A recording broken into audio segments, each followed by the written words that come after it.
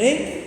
Então, página 31 e sejam bem-vindos, então, à nossa aula de teologia do Antigo Testamento. Na página 31 nós vamos continuar a nossa matéria e nós ainda estamos aprendendo a respeito dessa primeira grande era do Antigo Testamento e da história da humanidade, que é a era do Éden, a era edênica. Depois, fortes emoções nos aguardarão na era noaica, né? Onde vamos ver assuntos fascinantes como o grande dilúvio, como os gigantes na Bíblia e outras coisas do gênero, ok? Então hoje nós estamos trabalhando aqui com a criação,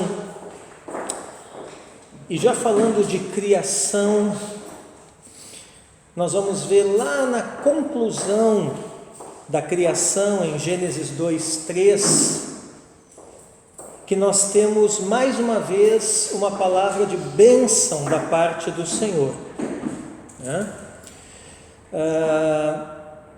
Gênesis 2:3, vamos ler juntos.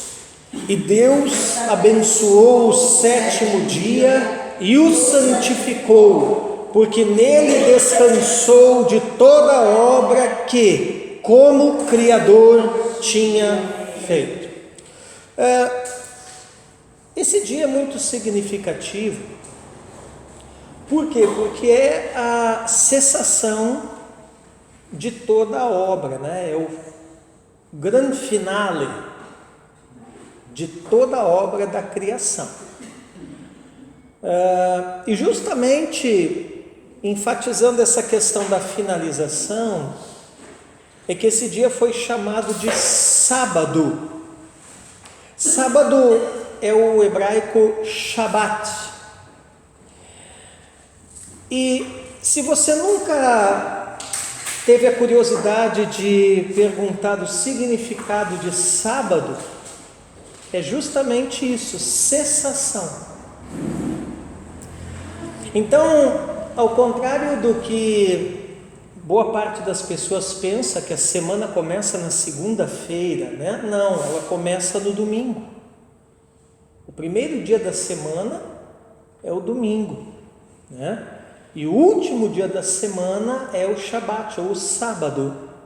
Justamente o próprio nome já diz isso, é a cessação. Cessação da semana, cessação da criação. E uma coisinha que não está aí na apostila, mas se vocês quiserem anotar, né? Na cultura hebraica, o sábado ele tem 3 grandes significados espirituais. Ele fala da paz, poder e descanso.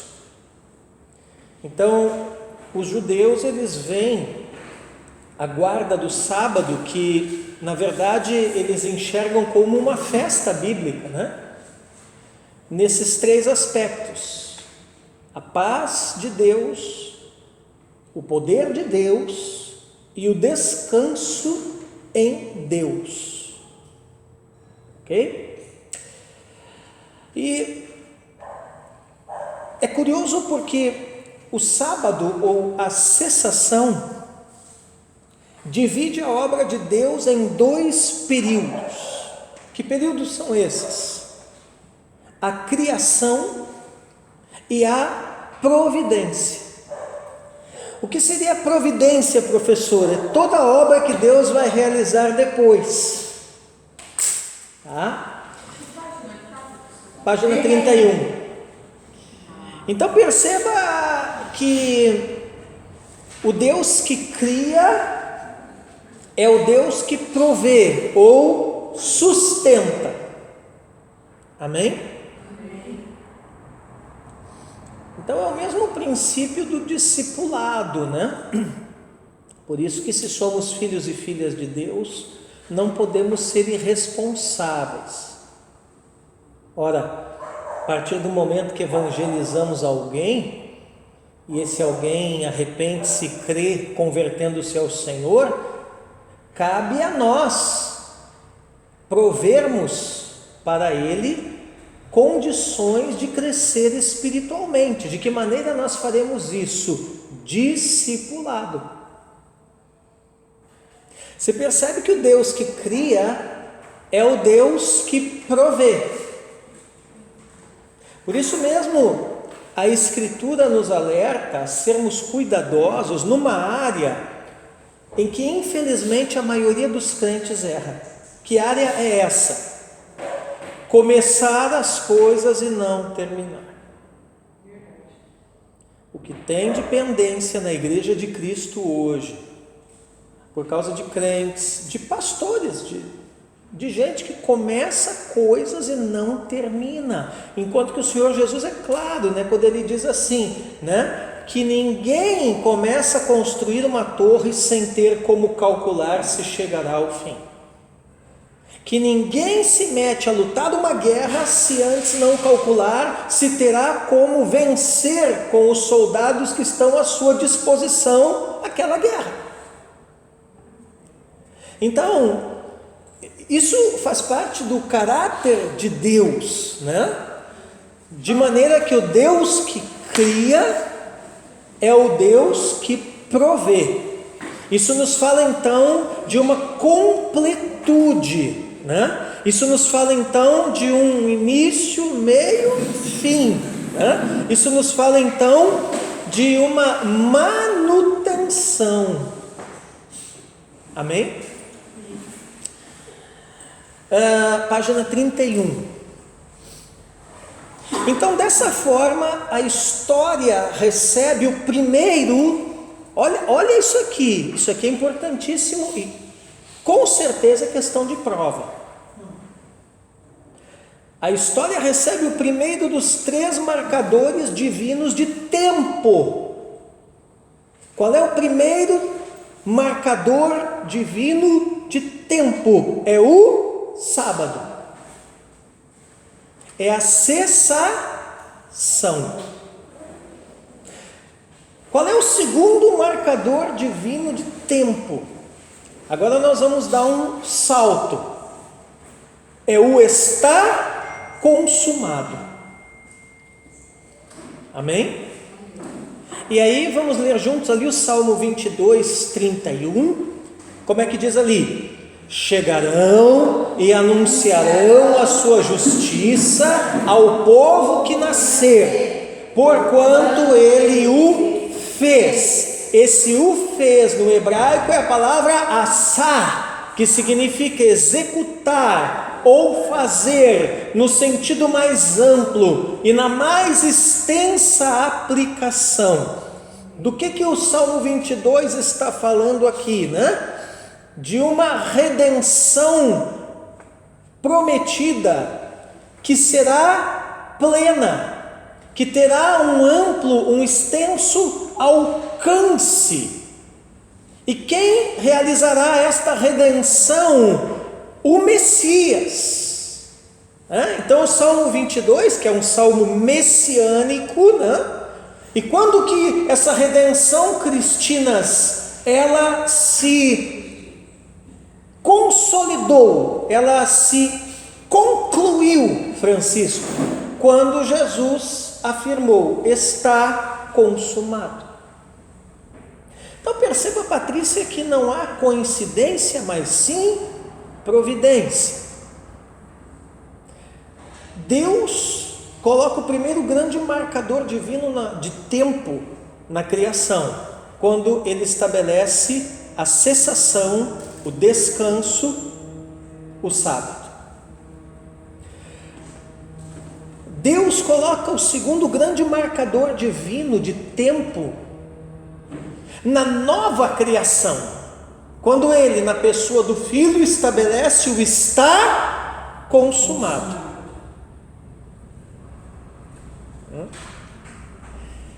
Perceba que nós continuamos falando de criação.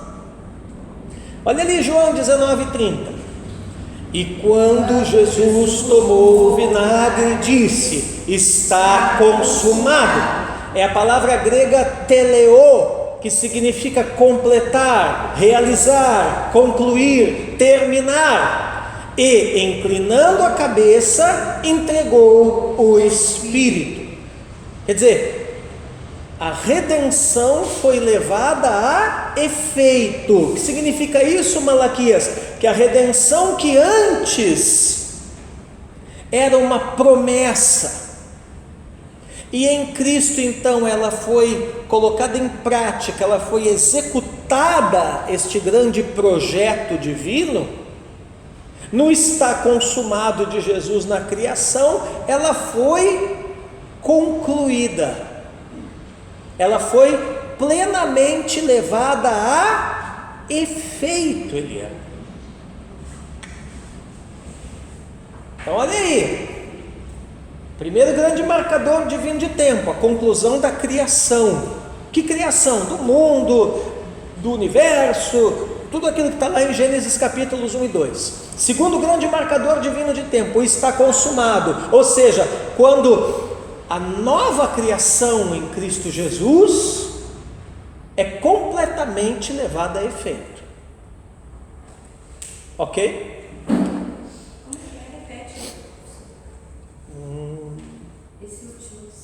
Tá, segundo grande marcador divino de tempo, né? Tá. Quando? É o terceiro? Segundo. Ah, não, segundo. Isso.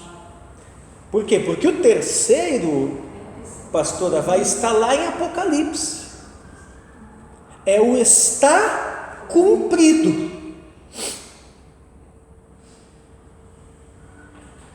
Né?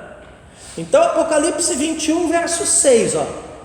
E disse-me mais: está cumprido.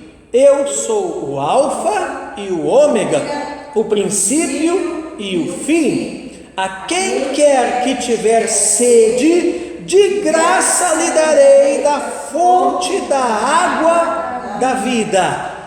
Aqui nós temos a divisão entre a história e a eternidade.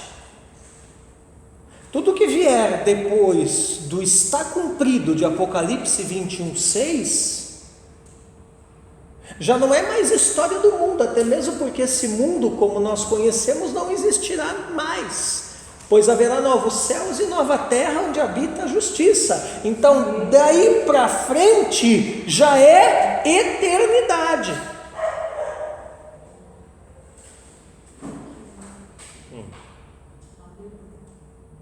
E aí você entende por quê que ali no Apocalipse de João, o Senhor, né? Quem é que está falando aqui? Né? É o Jesus ressurreto. Vai dizer: eu sou o Alfa e o Ômega, o princípio e o fim. Em outras palavras, né? Vamos desmistificar. Do que ele está falando aqui? Eu sou o que coloca o primeiro marcador divino de tempo, o sábado. Lembra? Ah, mas é lá na criação, tudo foi feito por meio dele, sem ele nada do que foi feito se fez. Quem é ele? Jesus, Deus Filho. Então eu sou o princípio, eu sou o que coloca o primeiro grande marcador divino na criação. E eu sou o fim. Eu coloco o segundo grande marcador, está consumado. E eu coloco o terceiro e último grande marcador, está cumprido. Ou seja, eu começo e termino a história. Amém? Amém. Que história? Da humanidade. Que história? Do mundo. Até disso que está falando aqui.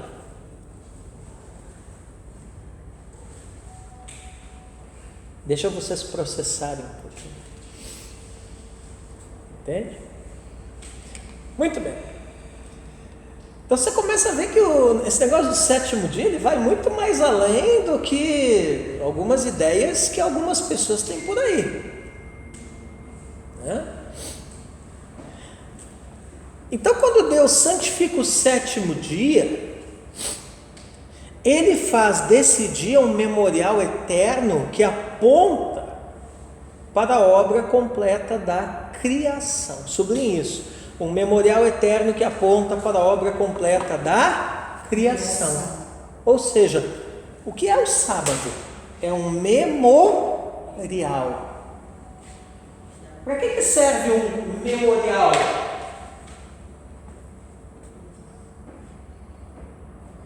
O nome já diz, memorial. Para que serve um memorial?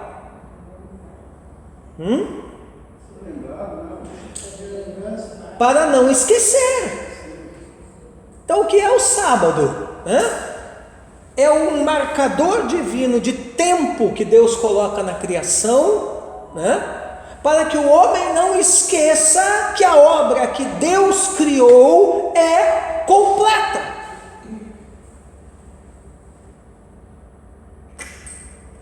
Amém? Completa.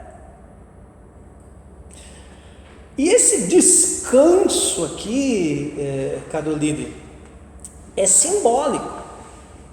Ora, afinal de contas, Deus não cansa para ter que descansar, não é verdade?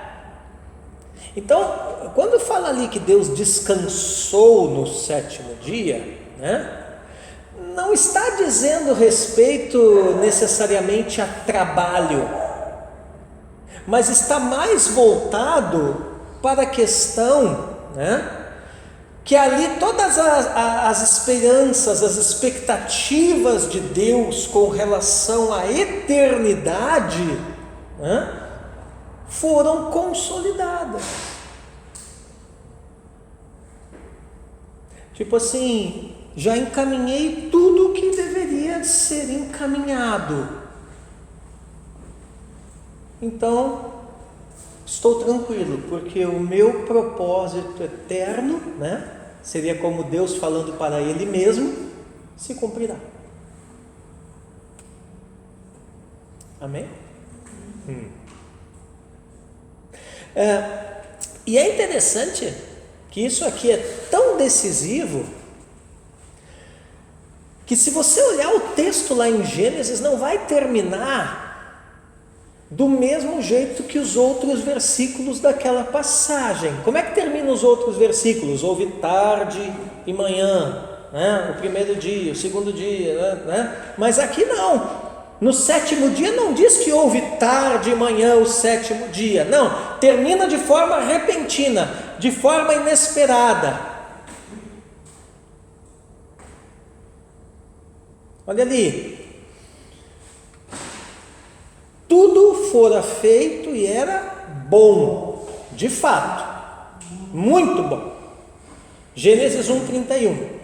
Deus viu tudo que havia feito e eis que era muito bom. Houve tarde e manhã o sexto dia. Ou seja, tudo o que era preciso para uma vida plena estava feito. Porém, tratava-se de uma bondade, de um bom que ainda não havia sido submetido ao teste.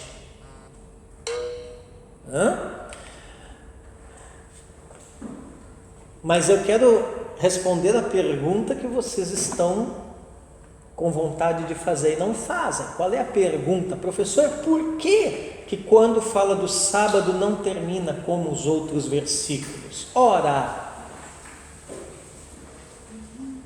porque o sábado é o primeiro de 3 grandes marcadores de tempo.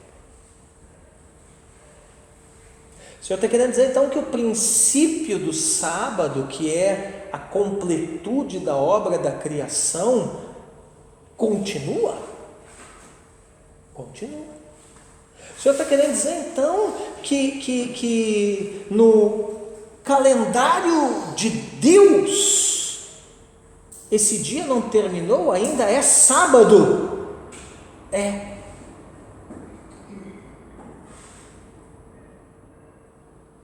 Olha que tema para um bom sermão, pastor Miro. O dia que não terminou.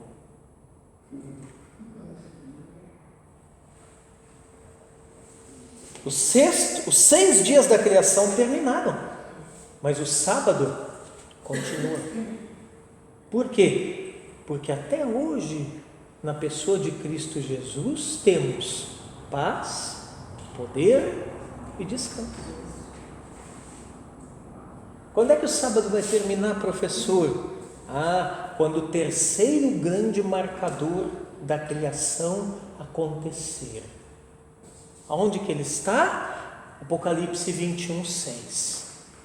E aí então, quando tudo estiver consumado e a história finalizar e a eternidade começar, o 7º dia foi encerrado.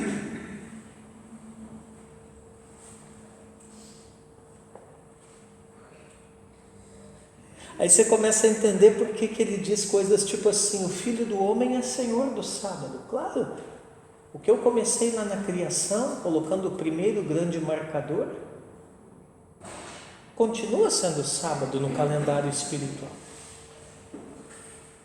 Para nós é difícil entender, mas os judeus deveriam entender isso.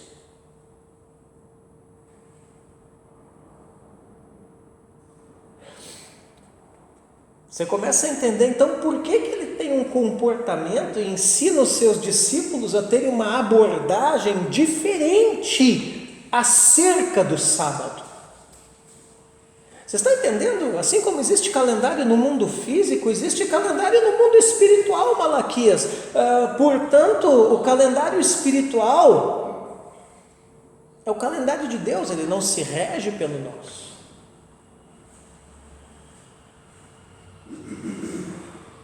Aí começa a dar um nó na tua cabeça. O Malaquias está com cara de quem está com nó na cabeça. Por quê? Porque aí você começa a pensar assim: meu Deus, mas então tudo aquilo que esse pessoal por aí do sábado fala e tal, eles não entenderam nada. Eles não entenderam nada.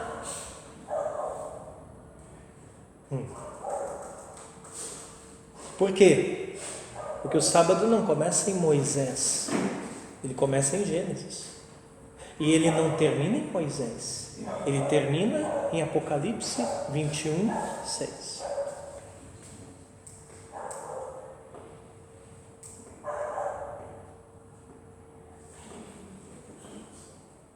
O Francisco está com uma cara que a cabeça fez assim.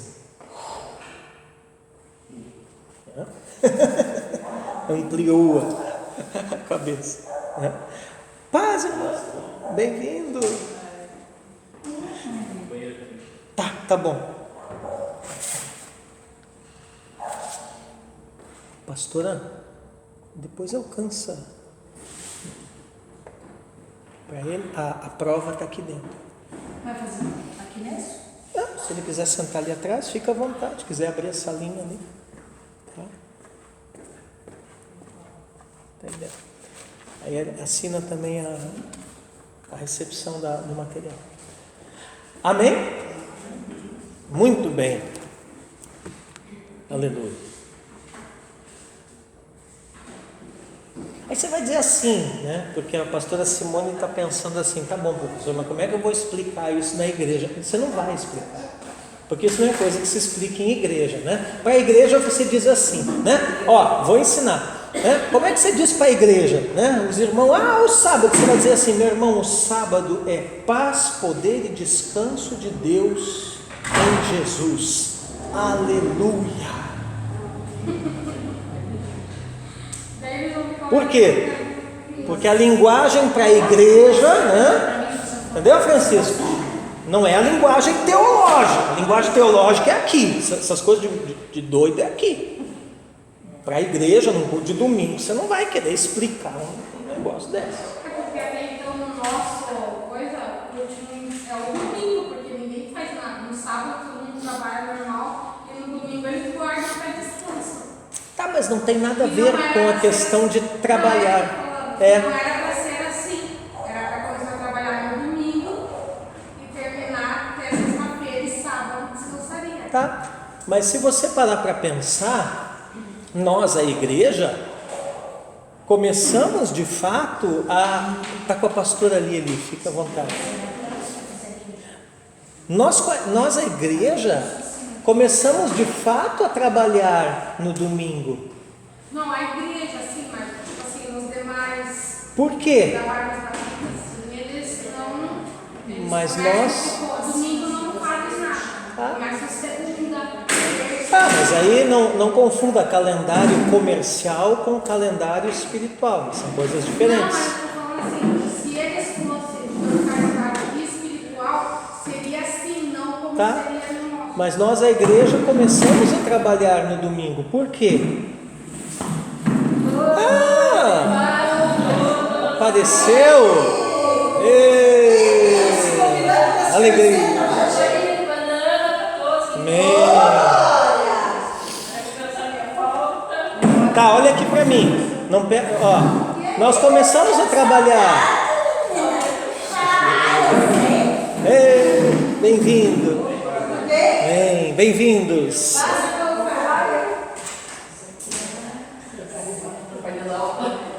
Nós, a igreja, começamos a trabalhar no domingo. Por quê? Porque o nosso trabalho mais importante é o quê? O culto a Deus. Hã? Agora, nós temos que entender essa questão do sábado da mesma maneira como Deus entendeu. Não na perspectiva de descansar de trabalho, mas na perspectiva de aquietar o coração, estando seguro de que a obra redentora está completa em Cristo. Isso é guardar o sábado. Não adianta nada eu ficar trancado dentro de casa o sábado o dia inteiro, como um pessoal por aí, e não querer fazer isso, não fazer aquilo e tal, né? Mas de repente eu não tenho certeza da minha salvação em Cristo. Que esperança é essa redentora que eu tenho, que eu não tenho certeza nem para mim, como é que eu vou ainda pregar para os outros? O que eu estou tentando fazer vocês entenderem, vocês ficam me olhando com essa cara assim, é que existe aquilo que eu sempre oro e sempre falo para vocês, existe algo. Página 31. Existe algo por trás da letra. Que algo é esse? O Espírito. Amém? Na verdade, o treinamento teológico real é quando você consegue aprender a enxergar esse Espírito de Deus por trás da letra. Página 31. Amém? Então você pega lá um texto, né? Você vai fazer a exegese, ou seja, aplicar as regras de interpretação naquele texto, e está tudo certinho, mas aí você vai parar e dizer, tá, mas espera aí, mas qual é o princípio espiritual aqui, por trás do texto? É o que eu faço aqui, todo santo domingo, quando eu prego, né? Meu último sermão aqui foi sobre Gideão, né? E eu trabalhei ali a questão que primeiro Deus trabalha com o homem para depois trabalhar com a terra. Só que antes de chegar nesse ponto do sermão, né, eu trouxe lá toda a questão, né, o período dos juízes, quem foram os juízes, como é que estava Israel, quem era Gideão, de que tribo, como é que era a geografia, quem eram os povos do Oriente, o que estava acontecendo, a geração de Josué que tinha morrido e tal, como é que estava aquela geração. Então assim, o sermão teve umas 6 páginas. As 3 primeiras páginas foi contexto. Aí depois que eu situei a igreja no contexto, entende? Porque o sermão expositivo, Fábio, é assim: você constrói uma máquina do tempo no domingo, põe os crentes dentro e leva eles lá para aquela época. É isso? Aí eu trouxe a aplicação espiritual. Entende? O que é isso?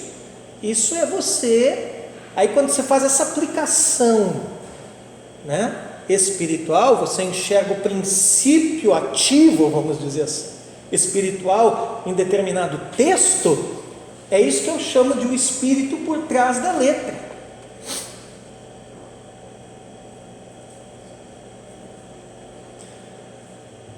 Como é que se chega nisso, né? Vida com Deus, né? Estudo sistemático da Bíblia, né? E prática. Né? É um exercício que eu faço até hoje, é muito interessante. Eu consulto lá os meus arquivos às vezes, e lá nos meus arquivos tem os meus primeiros esboços, os primeiros sermões que eu preguei. Claro, uma diferença da Terra para a Lua, né? Por quê? Porque lá não tinha essa sensibilidade que eu tenho hoje, né? Então era muito mais difícil, né? Mas por isso que é interessante as coisas que você ministra, você sempre guardar o registro escrito, que depois você vai se avaliando se você está caminhando, se você está crescendo, se você está melhorando, ok? Muito bem. Hoje, agora eu fiquei mais empolgado ainda, porque sala cheia é alegria na certa. Glória a Deus. Amém? Então agora nós estamos falando das eras da teologia do Antigo Testamento, né? Estamos na primeira era ainda, a era edênica, a era do Éden, e agora vamos falar de queda e julgamento. Pra vocês terem uma ideia, né? Já foram praticamente aí 10 aulas, hein? E nós apenas estamos em Gênesis 3, mas não se desespere. Exatamente esses são os capítulos mais complexos da Bíblia, por isso que merecem trabalharmos com cautela neles, tá? Queda e julgamento.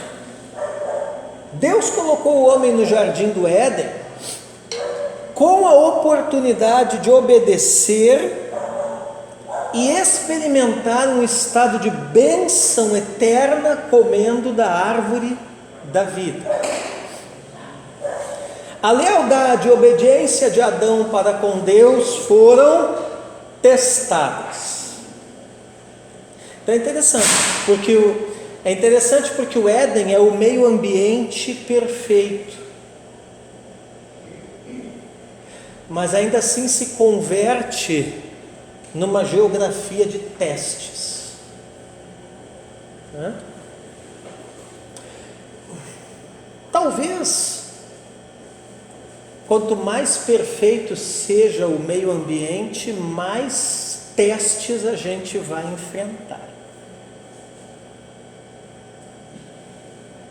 Por quê? Porque é justamente quando a gente pensa, né, que não há mais nada a vencer ou a conquistar e está tudo bem e tal, talvez seja esse o momento mais perigoso na nossa caminhada. Mas é só uma ideia que me passou. Para provar a obediência do homem e seu livre-arbítrio em seguir o Criador, a árvore do conhecimento do bem e do mal foi colocada no Éden e Adão e Eva foram proibidos de comer do seu fruto. Gênesis 2, 16, 17. Vamos lá. E o Senhor Deus ordenou ao homem, vamos juntos: de toda a árvore do jardim você pode comer livremente, mas da árvore do conhecimento do bem e do mal não deve comer, porque no dia em que dela comer, você certamente morrerá. Agora, vamos pensar na árvore, tá? Assim, desmistificando a árvore, Osmair. Assim, não vou entrar no mérito, tá? Mas tem alguns teólogos que acreditam que nem a árvore tinha, que acham que isso aqui é tudo simbólico. Mas a árvore em si não tinha nenhuma espécie de poder mágico, ou algo assim, mas representava de fato a possibilidade do homem obedecer ou não a um simples comando de Deus. Sublinhe isso. Representava de fato a possibilidade do homem obedecer ou não a um simples comando de Deus. Boa pergunta de prova, né? O que a árvore do Éden representava? Não, a oportunidade do homem obedecer ou não. Essa seria a resposta. Vamos fazer uma resposta menor? A possibilidade de obediência. Então veja, Beriana, caso comesse do seu fruto, o homem experimentaria o lado oposto do bem.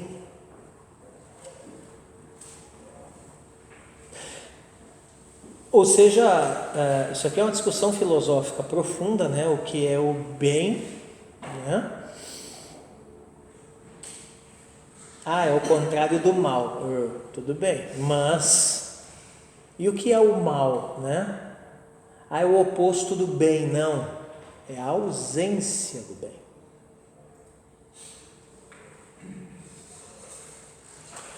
Mas isso é outro caso. Exatamente. Estava sentindo falta dessas suas observações, né? Hoje eu falava com o líder dele, eu dizia: Fábio é um aluno sagaz. Exatamente. Não, isso aí, né? Voltou que é um motor de Scania. Então, caso comesse do seu fruto, experimentaria o lado oposto do bem. Agora veja, pastora Simone, até então o bem era tudo que eles tinham desfrutado. Na verdade, eles nem saberiam que existe mal se Deus não tivesse falado. O grande truque, pastor Miro, de Satanás foi convencê-los de que o mal não era tão mal assim.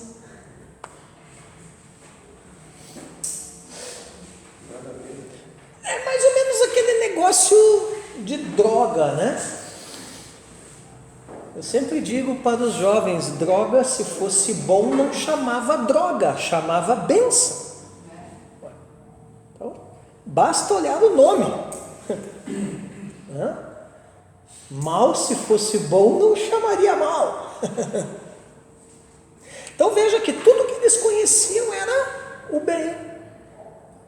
E através da serpente, a proposta do pecado alcançou Eva.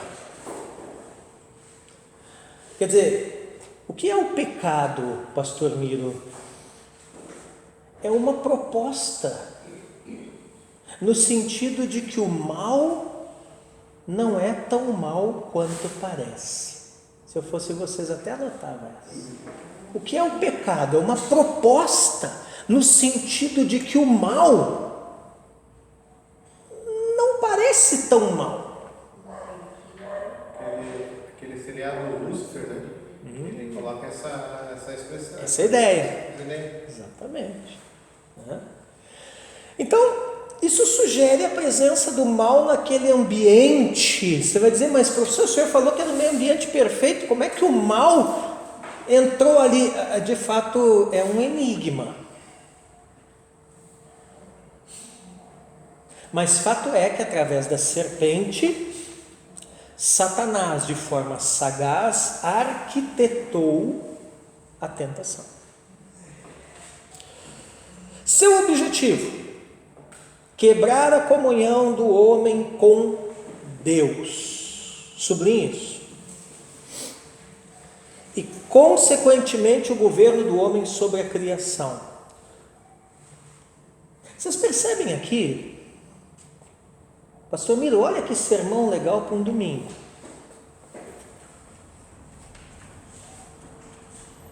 toda vez que acontece uma quebra de comunhão,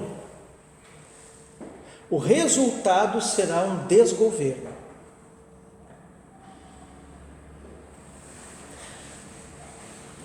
Por que tem gente desgovernado nas suas finanças, desgovernado no seu casamento, desgovernado no seu ministério, desgovernado na sua vida profissional, sentimental?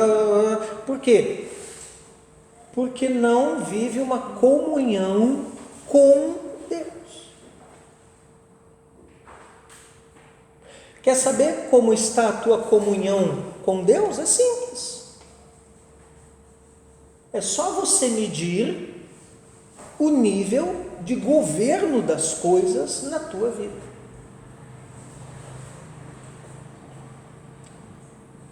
Porque o princípio aqui já se estabeleceu, Francisco. Onde houver desgoverno, houve uma quebra de comunhão. Ora, então qual é a solução, Patrícia, para o desgoverno? Restaurar a comunhão.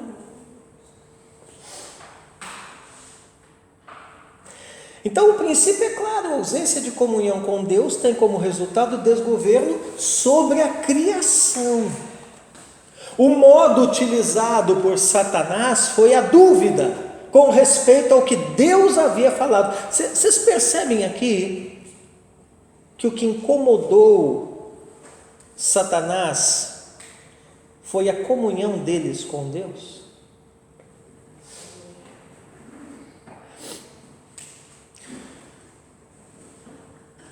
O diabo não tem medo do arcanjo Miguel.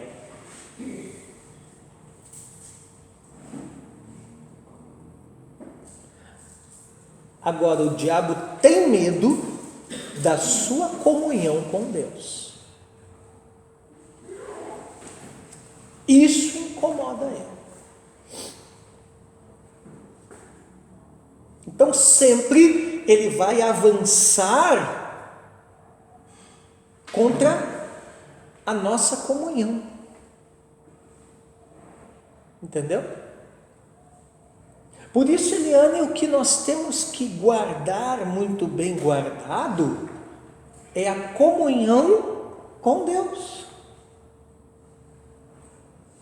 Amém? Todos nós temos momentos de cansaço, de esgotamento, de desânimo, mas não podemos permitir que esses momentos interfiram na nossa comunhão com Deus, com a igreja, com a palavra, com os irmãos, com o Espírito Santo. Por quê? Porque nós precisamos detectar que nesses momentos, quem está por trás, mirando em nós, é Satanás. E ele é estrategista, e ele sabe que se ele quebrar a tua comunhão, a ponto de você se afastar do corpo de Cristo, ou de coisas que Deus te chamou para fazer, enfim, né? Da vida de oração, de leitura da palavra, etc, etc, etc, né? Se ele quebrar essa comunhão, ele venceu. Então o meu conselho sempre é: fortinho ou fraquinho, não pare de caminhar. Não sai do caminho. Aliás, tem momentos que nem caminhando a gente está, não é verdade? Tem momentos que a gente está numa prova tão complicada que parece que a gente está se arrastando, não é caminhando, mas ainda que seja se arrastando, não pare.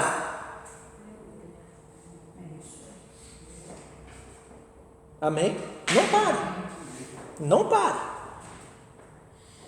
E vocês vão ver que quando essas situações surgem na vida de vocês e na minha vida, nem vou ficar falando muito testemunho aqui, né? Tá? Mas assim, quando essas coisas surgem, elas são temporárias. Ora, irmãos, a maior tempestade que já existiu nesse mundo, o grande dilúvio, até ele teve uma data que ele terminou. Se o dilúvio de Noé teve data de início e data de término, não é a tua tempestade que vai durar eternamente. Não é. Então ela vai passar. Amém? É? Entendeu? Ela vai passar, meu irmão. O negócio é você está dentro da arca, velho. A arca é a igreja, o corpo de Cristo. Você está dentro da arca. E na arca tinha tudo que é bicho, né? Quer dizer, o corpo de Cristo, a igreja tem tudo quanto é espécie de ministério, de pregador, de professor, né? Não importa a espécie, né? Tem várias espécies, mas estava tudo dentro da arca. Amém? Então assim, se você vai ficar dentro, né? Sei lá, com os macacos ou com os camelos, importa que você esteja dentro da arca.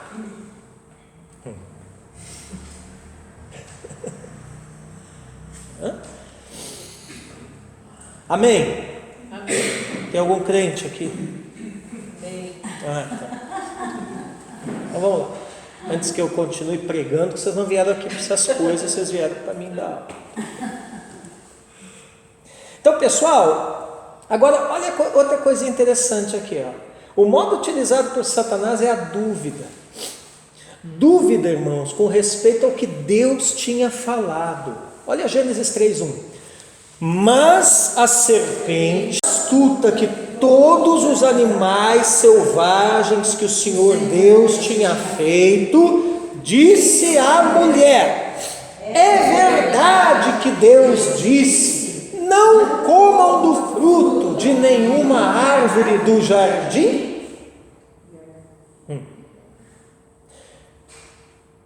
E aí depois, você vê que no verso 1 ele introduz uma dúvida, e no verso 4 ele introduz uma mentira.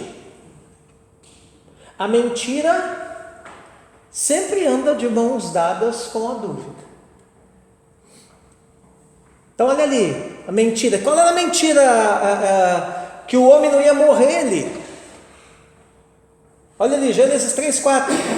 Então a serpente disse à mulher: é certo que vocês não morrerão. Em outras palavras, danada, Eva, isso daí.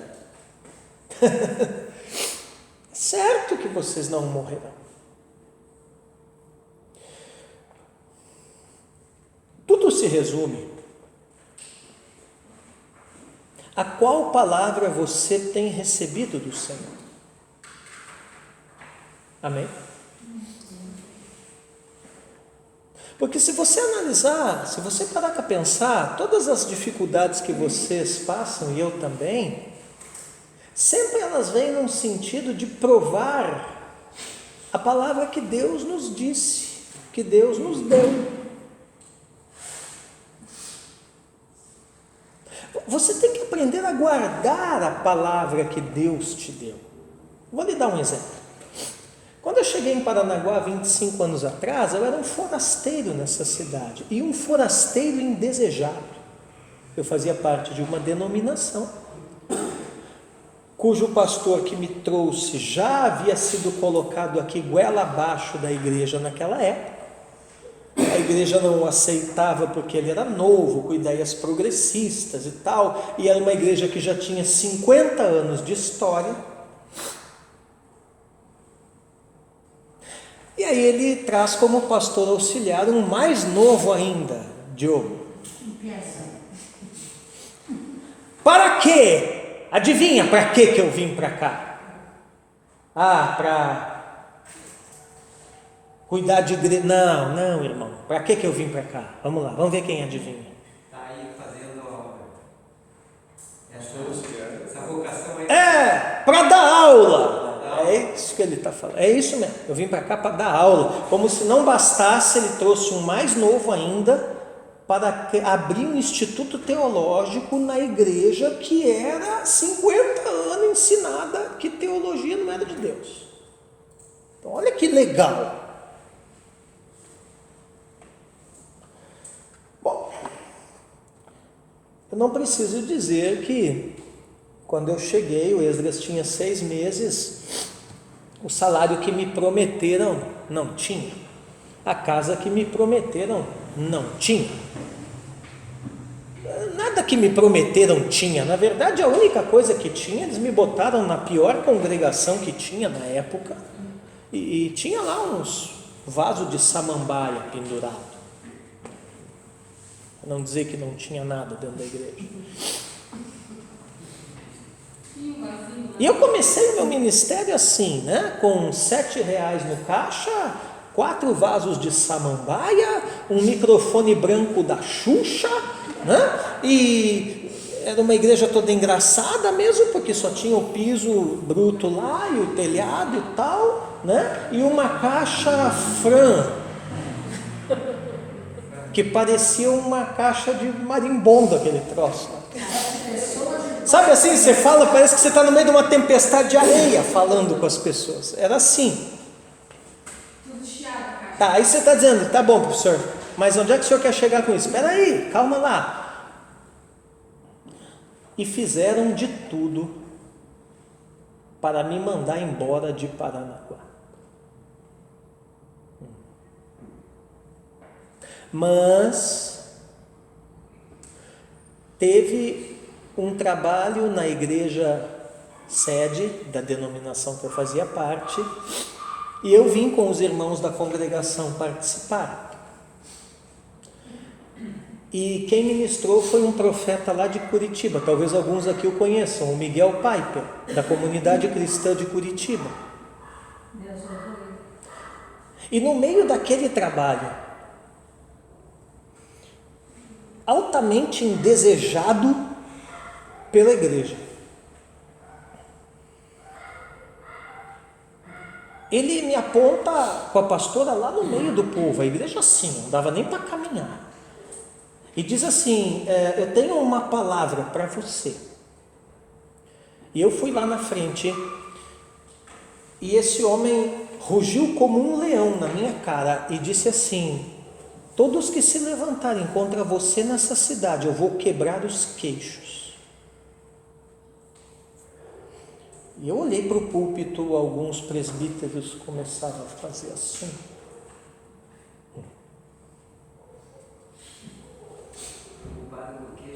Sabe quanto tempo tem essa palavra? 25 anos.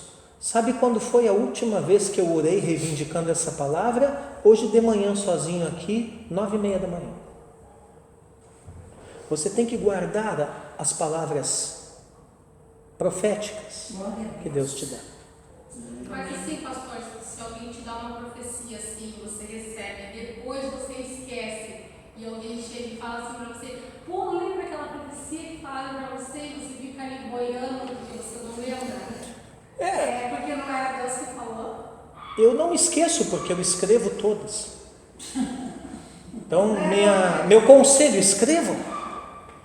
Então, Sabe, mas assim, a minha luta não é contra pessoas, entendeu? Você não tem que se incomodar com pessoas, porque quando pessoas se levantam contra nós, Francisco, não são as pessoas em si, é um espírito por trás delas que está operando. Então eu falei: Senhor, quebre então queixos de espíritos malignos que influenciam os espíritos humanos.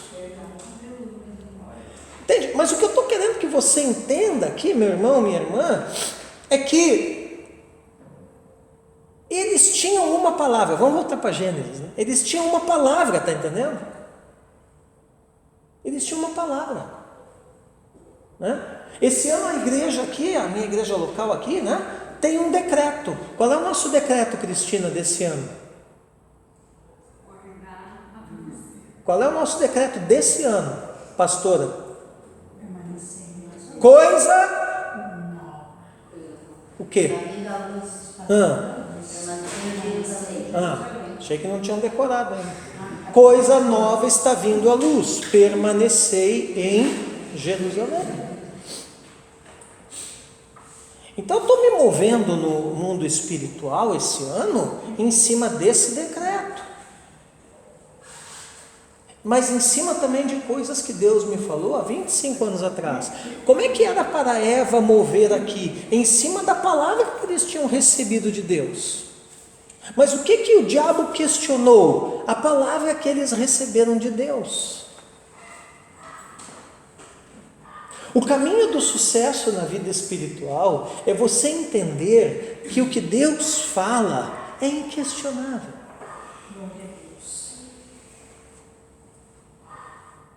Mas Deus falou e não aconteceu. Mas quem disse que é no teu tempo? Quem disse que é do teu jeito? Ou do meu? Eu espero que hoje, no final dessa aula, você volte para sua casa pensando em todas as palavras que Deus falou para você, desde que você conheceu Jesus, e não abra mão de nenhuma delas. E resgate isso em oração, no mundo espiritual, porque o diabo sabe o valor de uma palavra profética, de um versículo, por isso que ele tenta colocar dúvida. Por quê? Porque a partir do momento que ele coloca dúvida, ele rouba a tua palavra. E embutido com a dúvida vem uma mentira. E a mentira aqui é que eles não iriam morrer. Em vista disso, tendo alimentado os desejos da carne, dos olhos e a soberba da vida, Eva foi enganada e pecou. Olha, o que é o pecado, pessoal? Vamos colocar de uma forma bem didática, né? O pecado é o engano. A maneira comum da humanidade. 1 João 2,16, ali ó. Nesse versículo aqui, o apóstolo João está mostrando como é que funciona, qual é a dinâmica, qual é a anatomia do pecado. 1 João 2,16, porque tudo que há no mundo, os desejos da carne, os desejos dos olhos e a soberba da vida, não procede do Pai, mas procede do mundo. Amém? Então, desejos da carne, desejos dos olhos, soberba da vida. De quem isso procede? Do mundo. Embora Eva tenha sido enganada, Adão, como cabeça da raça humana e sofredor do que estava, e sabedor do que estava fazendo, então a Eva foi enganada, mas Adão não foi.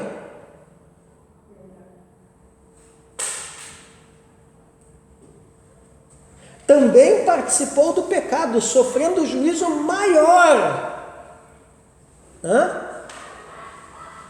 Por que o senhor sabe, professor, que Adão não foi enganado? Ora, porque Paulo diz aqui em 1 Timóteo 2, 13 e 14, olha ali, ó. Porque primeiro foi formado Adão, depois Eva. E Adão não foi iludido, mas a mulher, sendo enganada, caiu em transgressão. Quer dizer, quem tem maior responsabilidade? Quem erra por engano ou quem erra consciente? Ora, quem erra consciente.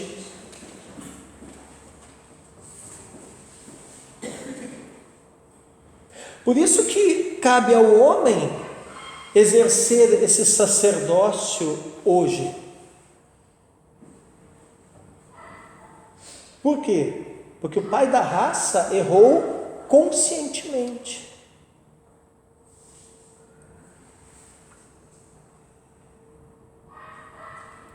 Então quem é Adão?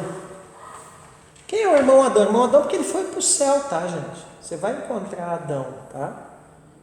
Ele arrependeu e creu. Como assim, professor? Quem pregou o evangelho para ele? O próprio pai.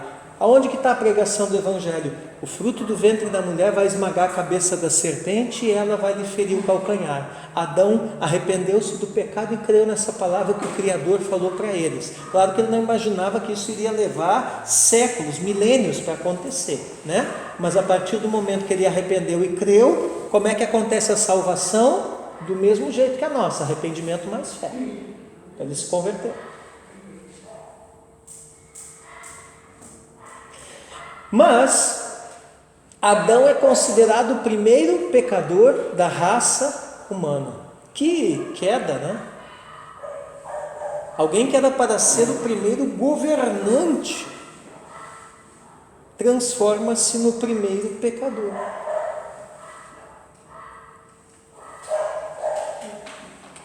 Muito bem.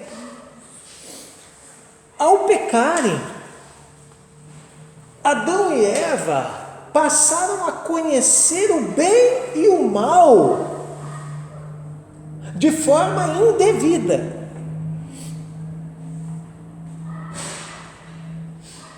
De imediato, o que aconteceu quando eles pecam, Eliane? Imediatamente a mente foi contaminada. E aí, Osmair, a comunhão com Deus foi colocado um bloqueio ali, foi obstruído. Olha Gênesis 3:7. Então os olhos de ambos se abriram e, percebendo que estavam nus, costuraram folhas de figueira e fizeram cintas para si. Ali, quando aparece, Carol, que os olhos se abriram, o que está querendo dizer isso, né? A mente se contaminou.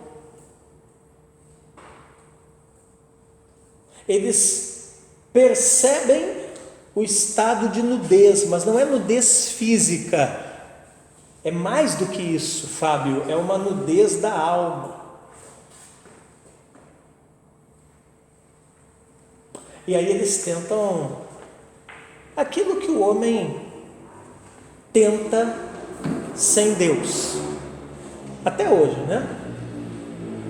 Tenta fazer algo com o que está a seu alcance, porém o que está ao seu alcance é inapropriado. Como é que o profeta chama mesmo a nossa justiça própria? Trapos de imundícia. Adão, cabeça da raça, era o mediador da verdade divina e Deus o chamou à responsabilidade. Gênesis 3:9. E o Senhor Deus chamou o homem e lhe perguntou: onde você está? Ora, vocês acham que Deus não sabia onde ele estava?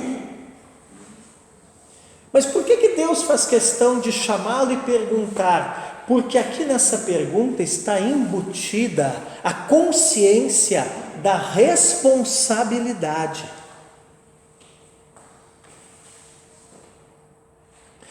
Primeiramente, Deus pronunciou o juízo sobre Satanás, que era o poder atuando por trás da serpente, né, irmãos?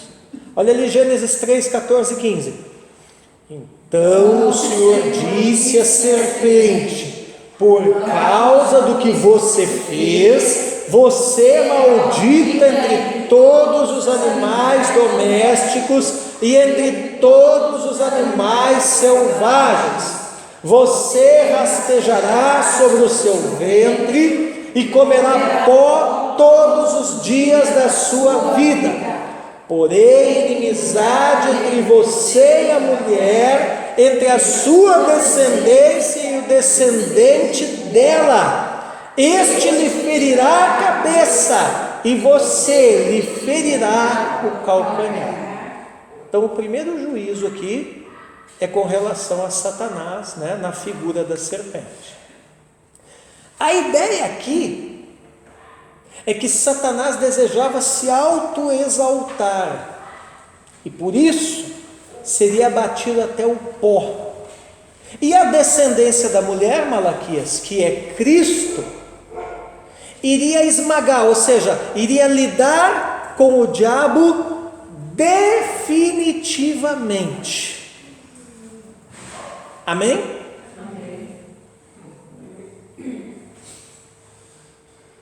Iria lidar com o diabo definitivamente. Em seguida, Deus julgou Eva com dores de parto e desejo submetido ao marido. Gênesis 3,16. Nós estamos indo um pouquinho aqui, mas é só para não perder o raciocínio, tá? Daqui a pouco a gente faz uma pausa, né? E a mulher, ele disse: aumentarei em muito seus sofrimentos na gravidez, com dor você dará à luz filhos, o seu desejo será para o seu marido e ele a governará. Amém?